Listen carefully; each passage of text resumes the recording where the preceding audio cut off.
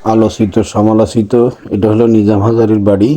ফেনীর 2 আসনের সাবেক অবৈধ এমপি নিজাম হাজারীর বাড়ি এটা।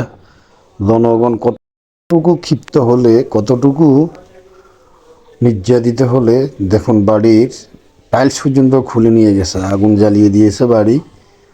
শোনা যায় এই বাড়ি হিন্দুদের জায়গা জমি দখল করে উনি বাড়ি তৈরি করেছেন। আবার এও শোনা যায় 400 কোটি টাকা নাকি এই বাড়ির পিছনে খরচ করেছেন। বাড়ির পিছনে সামনে চারপাশে নাকি লেক। আমরা তো কখনো যাইনি, যাওয়া সম্ভবও না, যাবও না। দেখুন, এক ভাই ভিডিওটা করে পাঠিয়েছেন, কি অবস্থা বাড়ির। মানুষকে কতটুকু নির্যাতন করেছে দেখুন বিগত 15-16 বছর যাবৎ। এমন হাজার হাজার হাজারই সারা বাংলাদেশেই আছে, হাজার হাজার হাজারে গড়ে উঠেছেন সারা বাংলাদেশে বিগত আওয়ামী দুঃশাসনের সময়। দেখুন বাড়ির কি যে অবস্থা, জ্বালিয়ে দিয়েছে ক্ষিপ্ত মানুষ। মানুষকে নির্যাতনের কোনো রাখে নাই, মানে লিমিটেশন রাখে নাই, আনলিমিটেড নির্যাতন করেছে। আজ দেখুন কি অবস্থা। তো এমন টাকা পয়সা, এমন ধন সম্পদ করে লাভ কি? আপনি যদি নিজে শান্তিতে থাকতে না পারেন, আপনার বাড়িতে যদি আপনি মরার পরে যদি এই অবস্থা হয়, একটা মানুষ ইন্নালিল্লাহ না পড়ে, এই টাকা পয়সাতে কি হবে ভাই? দেখুন কি লাভ, কি হয়েছে এই বাড়ি করে?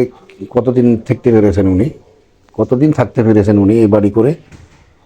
দেখুন মানুষ কতটুকু ক্ষিপ্ত হয়ে ওনার বাড়িতে অগ্নিসংযোগ করে কিছুই রাখে নেই, সব নিয়ে গেছে, সব জ্বালিয়ে দিয়েছে, সব নিয়ে গেছে, সব জ্বালিয়ে দিয়েছে। মানুষ নিচ্ছে এখনো।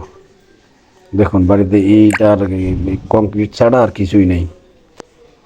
এই যে বাড়ির পিছনের লেক, এই যে সাদা দেখা যাচ্ছে যে লেক, এটা মানে আওয়ামী লীগের অনেক নেতা বলছে যে এটা উনি জবরদখল করে, এটা হিন্দুদের জায়গা, ঠিক আছে, উনি জবরদখল করে উনি লেক বানাইছেন ওখানে। উনি ওখানে এটা কি বলে, উনি এখানে করে প্রমোদ তৈরিও আছে নাকি, বোট টোডও আছে। উনি এখানে বাড়ি করছেন, 400 কোটি টাকা নাকি খরচ করেছেন। জানি না, লোকমুখে কথা, এটা কতটুকু সত্য মিথ্যা জানি না। সেটা এখন দেশে প্রশাসন আসবে, প্রশাসন আছে, প্রশাসন দেখবে, তদন্ত করে দেখবে কার জায়গা উনি দখল করেছেন। তাদের জায়গা অতি দ্রুত ফিরিয়ে দেওয়া হোক। যাদের প্রতি অন্যায় করেছেন তাদের ফরিয়াদ শুনে তাদেরকেও সুস্থ সুন্দরভাবে একটা ফয়সালা করে দেওয়া হোক, এটাই।